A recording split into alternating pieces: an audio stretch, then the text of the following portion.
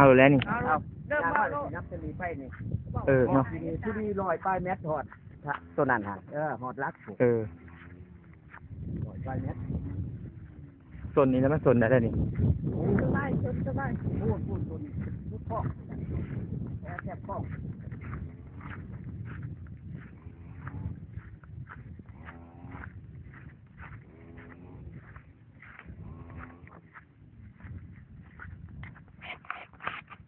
แม่นเบิดเอานี่เนาะนี่ก็แม่น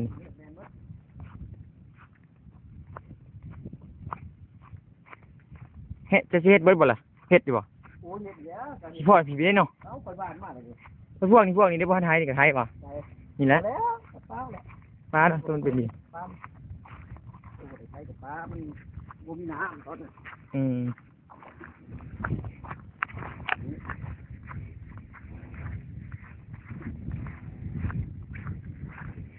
ที่กับแม่เมื่อไหร่กันบ่ได้ไปแล้ว อืม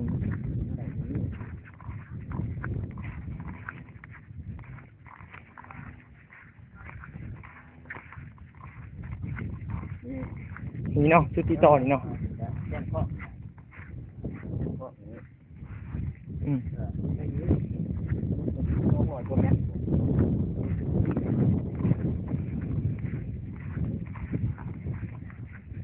สองตาปลายเนี่ยรวด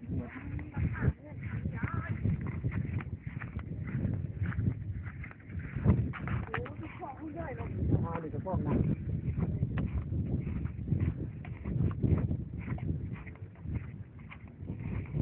ข้อมันไล่มาจากตัวเทิงแต่วันเนาะ พ่อเขาเห็นแค่ อืม เขาเป็นแค่ แค่ใช่ไหมมันตันหอดนี่ตัวตันเนาะ ตันน้ำไปแล้วตันมันก็บกหมด แค่เขาบอกว่ายังบ่สม ไปตันกี่บาทข้างหน้าตัวเอง ฮะยังเอากระถ่ายมันเลยพ่อแล้วปันกันเดินไปรุดเบาๆบ่แล้วมันตัวนั้นเลย เดินนี่นะเดิน เดินเลยเด้อ ตัวนั้นบ่แม่นนะหั่นน่ะ ตัวใด ใส่หันตัวนั้นหันบ่แม่นหันตัวหันบ่แม่นมันมาเท่านี่กับนี่ หมา อ้าวจะกระเป๋าเลยดิ คนอะไรเบื่อให้พี่ไอ้แจ้งไอ้แก๊สคุณบอกขอผู้จือหน้าเป็นไรเด้อเจ้าพี่เว้ามันบ่เป็นบ่ถือหันเดินมันบ่ถือได้หันเขาเพียงรักคนนั้นไอ้โอ้ยเอาแก๊สพี่บอกแน่ใช่แต่ทำไมมันเห็นกับเพียงมันเห็นแน่บ่เห็นเพียงแล้ว เจียงสักเพลง อาจจะไปบอกใครน้องไป กระทายไปเลยไปจังได๋เพิ่นจังมากันเนาะก็พ่อยเพิ่นเห็นไปถ้าสิกัดย่างหรอกจะก็มาสิทีนี้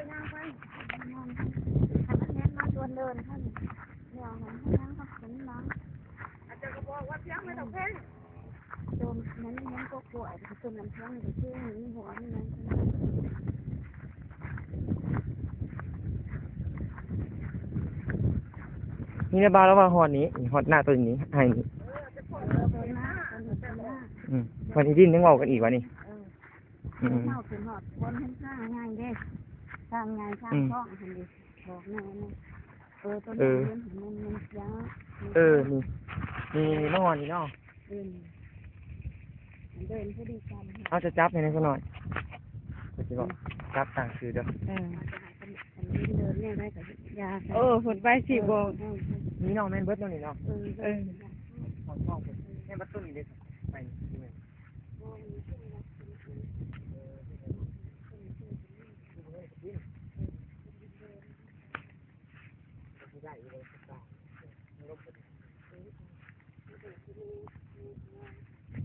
มาได้หรือเปล่า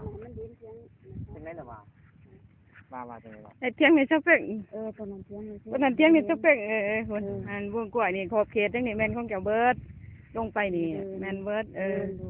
นี่มันเลิน เจ้า เจ้า เห็นอยู่บ่เลยว่าอันนี้มันอยู่จุดใดของหน้า แล้ว โอ้โหแล้วจุดนั้นเลยเนาะ นี่เดินเจ้าแล้วนี่เดินเจ้าเด้อลงไปนี่มันหน้าเจ้าบัดนี้ ซะหน่อยมันมี เอ้า นี่เนาะสี่เหลี่ยมนี่เนาะ สี่เหลี่ยม มันห้องน้าแจ้งบนห้องเก่า ห้องเฮ็ดใหม่ห้องน้าแซงเฮ็ดใหม่ ห้องน้าแจ้งแต่เดิมวันนี้เขามาเฮ็ดใหม่เป็นข้องปูน นี่แสดงว่าหน้าเขาก็ตามท้องพื้นที่บ่นี่เนาะตามเติมไปเนาะคำเฮ็ดเนาะ มาลงดุมไปไปลงดุม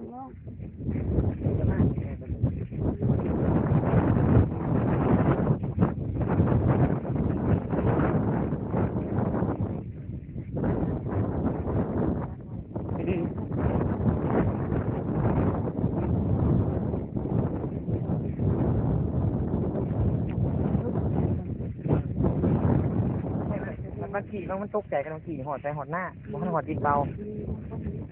ถือดาบไปห้องนี่ลงไป ซื้อของเป็นนักแข้งรักอันนี้เดี๋ยวให้เอาขึ้นไว้ได้ อืมแม่นแล้วนี่เนาะ บ้านนี่ยังเห็นแต่ว่าแถวใจเกาะอยู่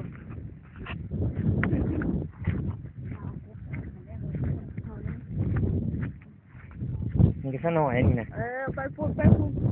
น้ำกันพุ่นน่ะ อืม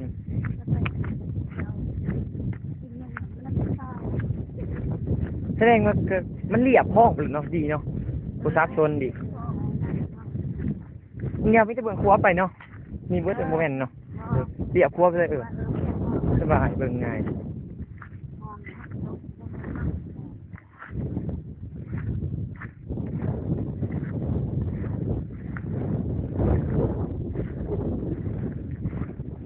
ลงไป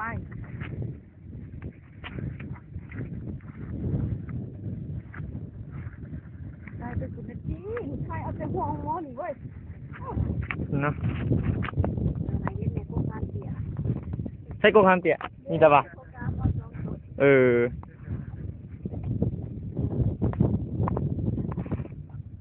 เอาบัดเขาบ่เข้าใจข้าวที่กินข้าวบ่ตกแก่ใครเห็นกันนั่นครับ ใครเห็น ก็ให้ร่วมกันเนาะอืม เด็กในจากโรลิสเจ้า อืม โรลิสเจ้า เป็นผู้ชักกัน เขามาหนีเบา มันไปหาบ่ ๆนี่บ่แม่นสินี่ก็แม่นนี่มันแทรกมาทางที่เนาะมาทางที่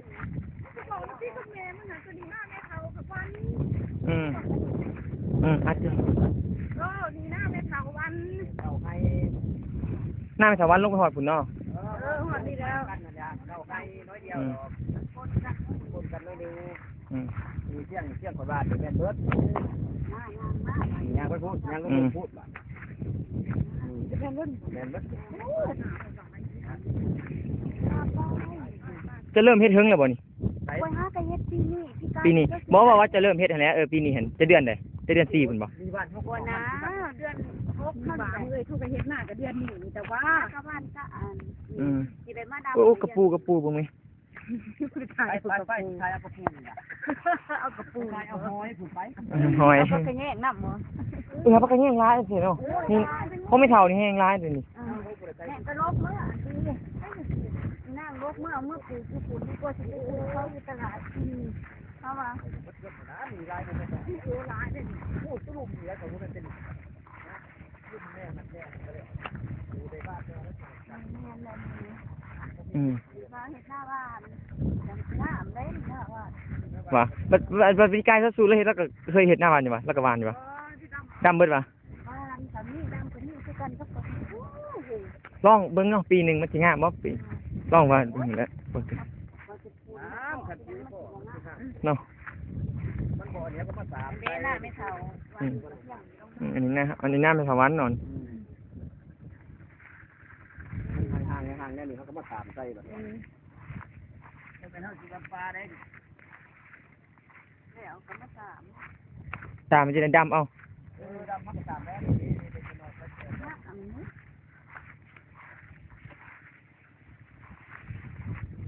ลงเลย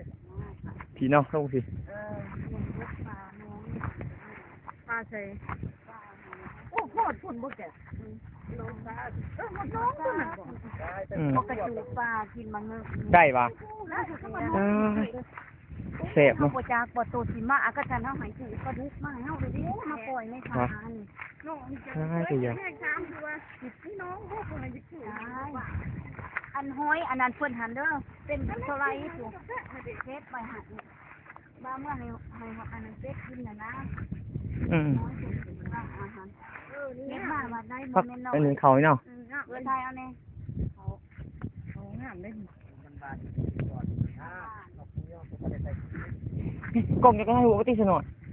ถ่ายรูปนิ่งนะของเจ้าน่ะ ไอ้พวกนิ่งวะ อืม ไป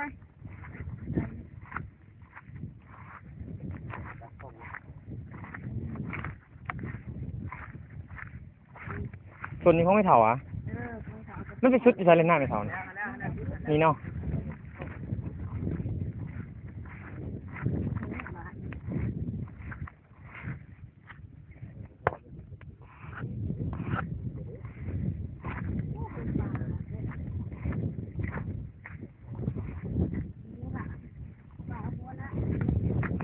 อืม สิวางไปทำเด้อหน่อยเอาปลาไปเด้อ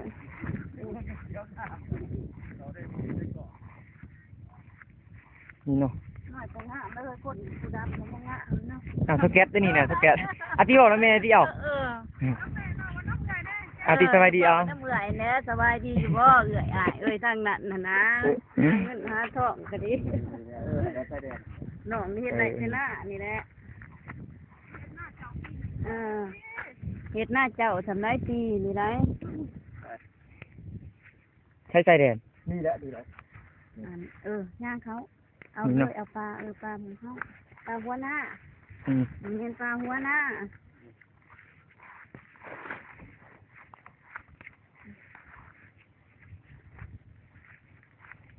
ช่วงเป็นแต่หนาแล้วก็ย่างหมดเนาะ มือนุ่งห้องได้สักหน่อยเจ้าโอ้ประมาณบ่ได้นี่น้องหน่อยนี่ป้ามีเลย